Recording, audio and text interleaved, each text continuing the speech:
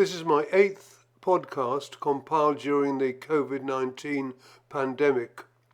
We're not quite as locked down as we used to be, but the cinemas are not yet open, and even if they were, we would probably want to walk to them. So here are some vampire movies, available for a minimal download price and almost guaranteed to entertain if you like that sort of thing. I've avoided Blade, which is a superhero movie of sorts, and Underworld, which in its multiple outings and the conflict between vampires and the werewolves is something completely different. Although I did consider Underworld 4, which involves humans. You may have missed one or two of these altogether, and they are all fun in their own way. The first is Bram Stoker's Dracula from 1992.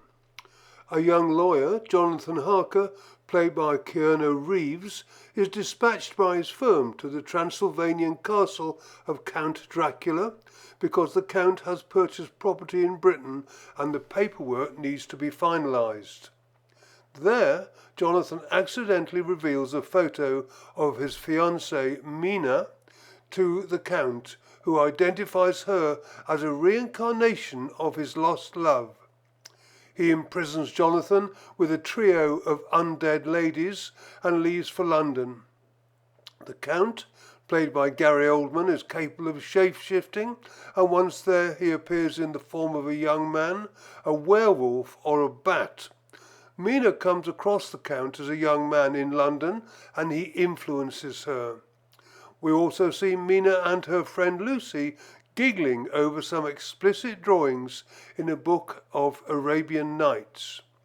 And when the Count is lurking about, the two ladies seem to be in a state of sexual excitement. In the threatening form of the werewolf, the Count rapes Lucy, and so now she is under his control, and her failing health causes her fiancé to call in Professor Van Helsing. During all this time, Jonathan Harker has been in the grip of the three undead but buxom ladies, but eventually manages to escape and takes refuge in a monastery. Once Van Helsing is on board, the group begin to take action against the vampire, discovering his hideout in a ruined castle and breaking up his essential boxes of earth. Thereafter, the Count starts on his way back to Transylvania in the sole remaining box of earth. He is pursued by the men who have taken the precaution of staking Lucy as she returned to her mausoleum before leaving. So we end up with a breakneck race across Europe, usually in the dark. Will the young men succeed in derailing Dracula and saving Mina, who has been bitten by him and who is on her way to becoming a vampire herself? Only time will tell. The next film is From Dusk Till Dawn, released in 1996. This is a film which is directed by Robert Rodriguez using a script written by Quentin Tarantino for a small sum before he made Pulp Fiction. Bank robber Seth Gecko, George Clooney, and his psychopathic brother Richard, Quentin Tarantino, are on the run after committing a bank robbery and are bound for Mexico. They have a hostage from the bank and at a desert liquor store kill the local sheriff and the store operator, racking up their murder numbers on the media. Later, at a motel off-screen, Richard rapes and kills their hostage, causing them to have to move on. And so they hijack an RV driven by a disillusioned priest, played by Harvey Keitel, and his son and daughter. Daughter is Juliette Lewis. The gangsters use them to make it to a rendezvous in Mexico at the Titty Twister Club, a sleazy joint filled with naked dancers and leering truck drivers. It has a star turn in a scantily clad snake dancer played by Selma Hayek, who accidentally reveals her monstrous self at one point, making them aware that it is a vampire trap. In the night, the vampires reveal themselves, and so the bank robbers, the priest and his family and just a few tough guys who had happened to be in the club must band together to survive. The vampires, as usual, must be staked through the heart or be exposed to sunlight, and there are a lot of them. Not everyone is going to survive. We move on to 30 Days of Night, released in 2007. Barrow, Alaska is the most northerly city in the United States, and for 30 days in midwinter the sun never rises above the horizon. During this period many of the townsfolk emigrate to sunnier places, but a few people remain.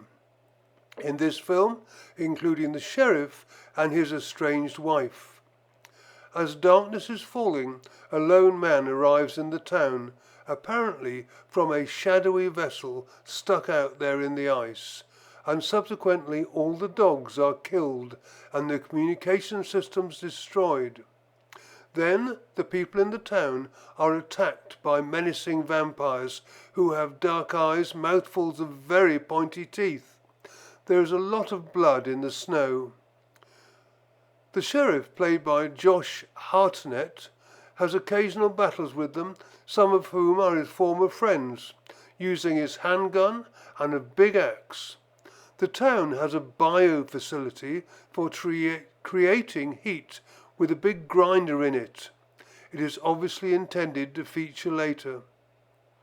Mostly the survivors hide in the attic, and the vampires hunt them with varying degrees of success.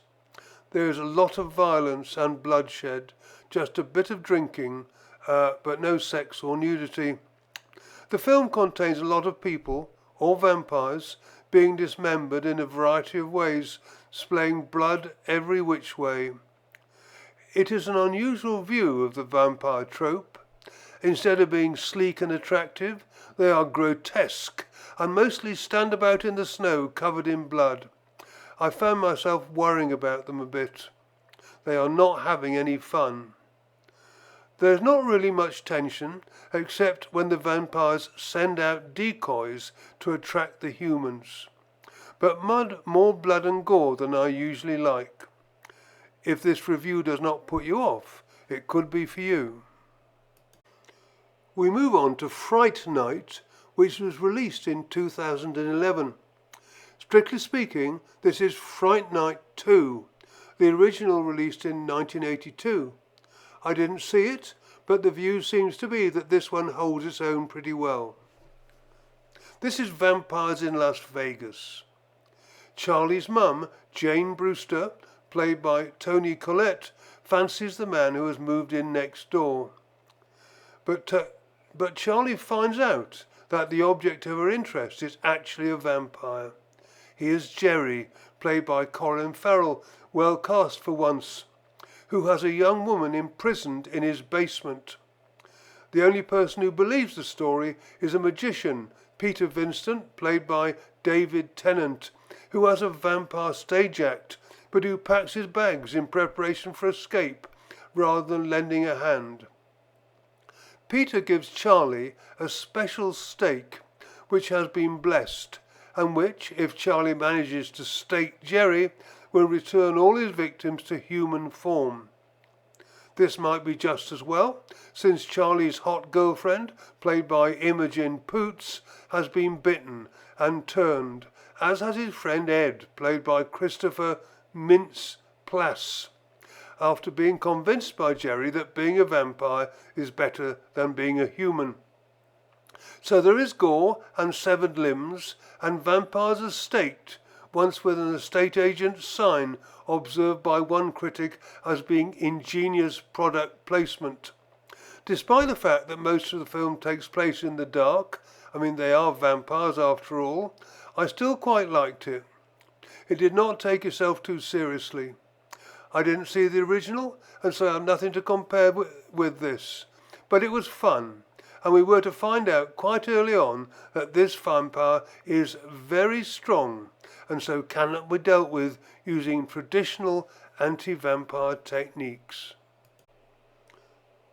Lastly, we come to Eat Local, or possibly Eat Locals, from 2017. A group of vampires are meeting in an isolated country farmhouse, somewhere in England, where they intend to choose a new recruit. He, Sebastian, has been lured online to the possibility of a tryst with an attractive older woman. She, played by Eve Miles, he, by Billy Cook. As the vampires sort out their administrative affairs, including dispatching one who has disobeyed the rules and rejecting Sebastian as a newbie, they are surrounded by a squad of military vampire hunters who might have the means of dispatching them all. One of the vampires is played by Annette Crosby, a granny with a machine gun. Another by Freema Agyeman? Blimey, some people's names are quite difficult. Who had once been one of Doctor Who's companions. And it is said that most of the crew from Lock, Stock and Two Smoking Barrels have been reunited here, including Jason Statham, who was the second unit fight director. There is a lot of gunfire, some hand-to-hand combat and vampire feeding, so quite a lot of blood. The army lurk in the woods with a device which identifies the vampires and the humans in the farmhouse. But at times some of them are dispatched as the vampires defend themselves. Most of the action takes place in the dark. This was a low-budget British outing, said to have cost $1.5 million, and according to IMDb, made a cumulative worldwide gross total of $16,000. The critics did not really like it, complaining that if it was a comedy, it was not funny enough, or if it was a horror, it was not gory enough.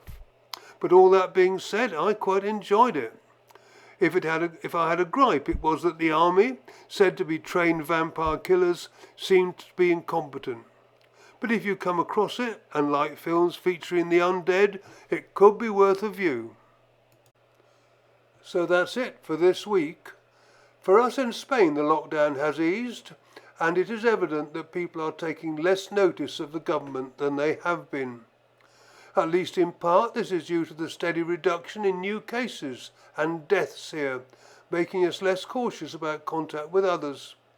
The same thing seems to be happening elsewhere, and so we are all looking forward to a new world. Hence, I did say this may or may not be my last podcast, but since at the end of the coming week we are all going to be starting off with what the Spanish government call the new normal, this will be the last one.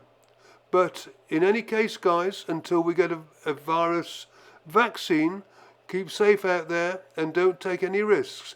And if you have listened to any of these, particularly this one, thanks for listening. Thank you very much.